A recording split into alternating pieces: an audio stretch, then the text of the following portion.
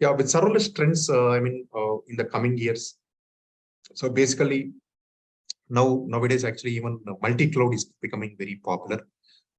Many organizations are tending to incline for multi-cloud instead of going for a single cloud, considering very high availability and automatic dynamic disaster DR approach. So that's why they are preferring, and also even cost optimized services also. So they are preferring multi-cloud, and serverless also is becoming to the trend where it will be a single abstraction layer over a multi-cloud platform. So that is one trend that is coming on. And even containers also, currently containers mostly are becoming are managed services, but now containers are also coming in serverless platform. Already actually the trend already has been set in AWS already with, for example, if you take Fargate, Fargate actually is a serverless approach for EKS actually. Similarly, in Google GCP also, there is Cloud Run actually. So that is also actually serverless where it runs containers. But the trend is going to get more in coming years. And similarly, as of now, serverless platforms are vendor locked in actually. So that means, for example, whenever we want to develop the applications, we use vendor related code also. For example, who might have experience with the Lambda. So when we write Lambda actually, so there will be Lambda related handlers that we need, right? Otherwise, that code will not get executed in Lambda. So when we integrate either Java Spring Boot with Lambda or Python with Lambda, you'll in addition to the Spring Boot code, in addition to the REST API controllers that you develop, you'll also develop Lambda handlers also. Yeah. So that is becoming one nightmare actually when we want to make that as a cloud agnostic.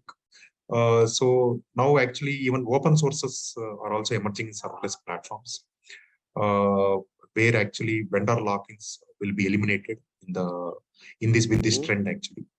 And similarly, edge computing in serverless, like that is emerging now, because edge computing is very popular, especially in the automation factory areas, in IoT areas. So where actually there is a lot of data that needs to be processed at the edge area, instead of bringing the massive amount of data to the cloud, which actually consumes a lot of network bandwidth and performance latency. So edge computing is becoming very popular, especially when we want to do some analytics or IoT streaming analytics and all that. So for that, actually, serverless options are becoming are coming as a trend in the edge computing areas. Similarly, even now, when we want to do end-to-end application development, either at API level or web services level or an MVC architecture-based applications, still we are not leveraging complete serverless, but the trend is coming in future.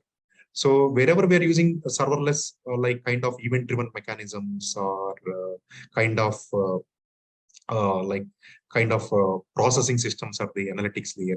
So that is serverless and even data storage developed NoSQL, like horizontal scalable. So serverless is actually limited to that scope as of now, 60%, 60 to 70% of the projects. But in coming days, actually, even the complete end-to-end web applications or APIs, web services, they are going to actually move to serverless. That trend also will be coming. Similarly, in data engineering analytics, as I was telling you. So that also, for example, already, if you take in AWS, we have Glue, which is actually serverless Spark that is processing the data. So already that has come, but more coming, more trends, more type of services will be coming in the coming years. Similarly, especially for healthcare, digitalization in maintaining HIPAA and regulatory compliances, the services.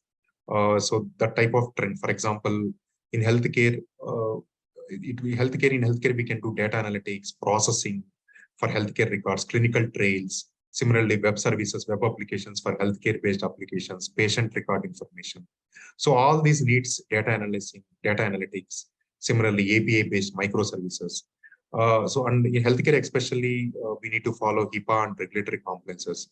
So serverless trend is coming as an end-to-end chain from, if you take in analytics from ingestion to the reporting, and if you take APIs from the UI to the backend layer.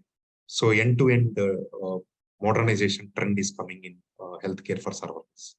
Yeah, these are the few serverless and many more we have, but so we listed actually some important trends. So, but many more are coming in the coming years.